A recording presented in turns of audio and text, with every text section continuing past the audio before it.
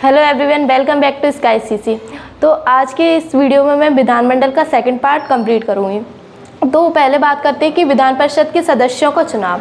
इसमें जो 1/3 सदस्य होते हैं वो विधानसभा के सदस्यों के द्वारा निर्वाचित किए जाते हैं और 1/3 सदस्य स्थानीय निकाय के द्वारा निर्वाचित किए जाते हैं। 1/6 जो सदस्य होते हैं वो राज्यपाल के द्वारा मनोनीत किए जाते हैं और 1/12 सदस्य उन स्नातकों द्वारा निर्वाचित किए जाते हैं जो कम से कम 3 वर्ष पूर्व स्नातक की डिग्री प्राप्त कर ली। और 1/12 जो सदस्य होते हैं वो उन अध्यापकों द्वारा निर्वाचित किए जाते हैं जो कम से कम माध्यमिक पाठशालाओं में या उनसे ऊंची कक्षा में शिक्षण का कार्य कर रहे हो।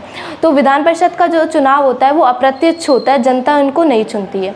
विधानसभा में सदस्यों की संख्या अधिक से अधिक 500 हो सकती है और कम से कम 60 होती है, लेकिन इसमें भी कुछ अपवाद है। जो गोवा और मिजोरम है उसमें 40 है, सिक्किम में 32 है और पुदुचेरी जो यूनियन टेरिटरी है उसमें 30 है।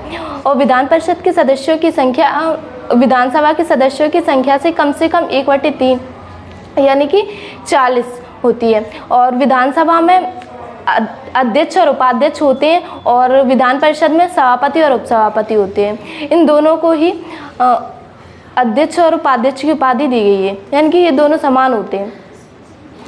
और अध्यक्ष अपना इस्तीफा उपाध्यक्ष को देता है, उपाध्यक्ष अपना इस्तीफा अध्यक्ष को देता है। सभापति जो होता है वो अपना इस्तीफा उपसभापति को देता है और उपसभापति अपना इस्तीफा सभापति को देता है। तो जो अध्यक्ष और उपाध्यक्ष होते हैं वो विधानसभा के सदस्यों के द्वारा चुने जाते हैं और वैसे ही सभापति उपसभापति भी विधान परिषद के सदस्यों के द्वारा चुने जाते हैं।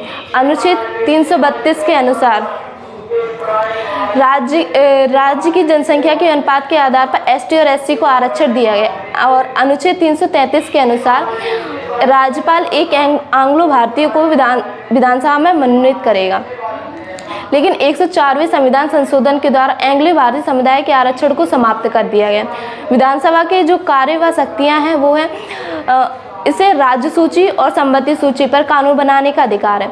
धन विधेयक जो होता है वो सबसे पहले विधानसभा में प्रस्तुत किया जाता है और विधानसभा में प्रस्तुत होने के बाद उसे विधान परिषद में भेज दिया जाता है।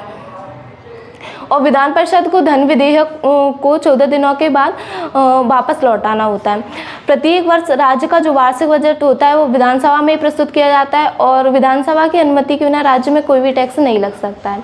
मंत्रिपरिषद जो होती है वो सामूहिक रूप से विधानसभा के प्रति ही उत्तरदायी होती है।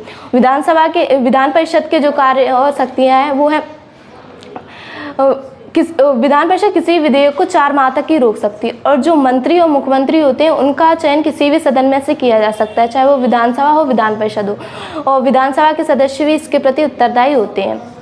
विधान परिषद में सीटों की संख्या उत्तर प्रदेश में 100 है और महाराष्ट्र में 78, बिहार कर्नाटक में 75 है और जो आंध्र प्रदेश है 58 है, उसमें तेलंगाना में 40 है। तो फ्रेंड्स आज के लिए इतना ही।